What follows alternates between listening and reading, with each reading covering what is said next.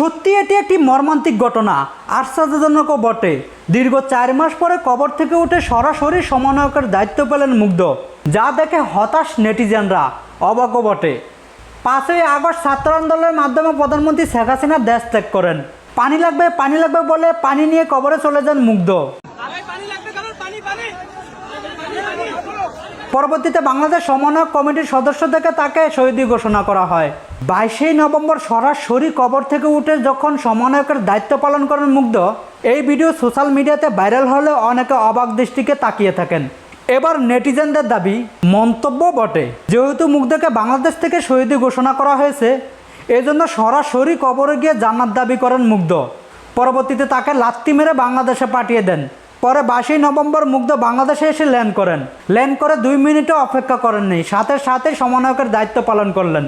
এবং তার মতন যারা সরাসরি জান্নাত থেকে চলে আসছেন তাদেরকে সহযোগিতা করতে চান মুগ্ধ। যারা শহীদ পরিবাররা আছে তাদেরকে এককালীন 5 লক্ষ টাকা এবং আহতদেরকে এককালীন 1 লক্ষ টাকা করে দেওয়া হচ্ছে, এমনটাই মন্তব্য করছেন নেটিজেনরা। আবার অনেকে মন্তব্য করেছেন মুগ্ধ সত্যিই মারা গেছেন, এটা মুগ্ধরই যমজ ভাই সিন্ধ, তারা 2 জন যমজ ভাই। আবার কেউ মন্তব্য করেন সত্যিই তো অনেক শহীদের কবর দেখেছি, কিন্তু মুগ্ধের কবর আমরা দেখিনি, তার কবর কেন জনসমাজে আসেনি, রহস্যজনক বটে। আবার অনেকে মন্তব্য করেন সত্যি যদি মুগ্ধ বেঁচে থাকে তাহলে এটা অবাক করার কোনো বিষয় নয়। শেখ হাসিনার আমলে আমরা অনেক নাটকীয় দেখেছি।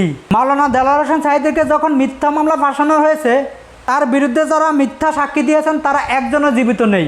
সাক্ষী দেওয়ার 1 বছর 2 বছর 5 বছর আগেই তারা মারা গেছেন। মৃত ব্যক্তিদেরকে দিয়ে মাননীয় প্রধানমন্ত্রী শেখ হাসিনা মিথ্যা সাক্ষী দেওয়া বাধ্য করেছেন। যদি মুগ্ধ সত্যিই বেঁচে থাকেন তাহলে এটা অবাক করার কোনো বিষয় না, ছোটোখাটো একটুকু নাটকীয়তা করতেই হয়। প্রিয় দর্শক, এই বিষয় নিয়ে আপনার মন্তব্য কি? সত্যিই কি মুগ্ধ বেঁচে আছেন কিনা মারা গেছেন? আর এই বিষয়টা আপনি কিভাবে দেখছেন? আপনার মন্তব্য আমাদের ভিডিও নিচে থাকা কমেন্ট বক্সে জানান। সকলে ভালো থাকবেন, সুস্থ থাকবেন। আল্লাহ হাফেজ। আসসালামু আলাইকুম রহমতুল্লাহি ওয়া বারাকাতুহু।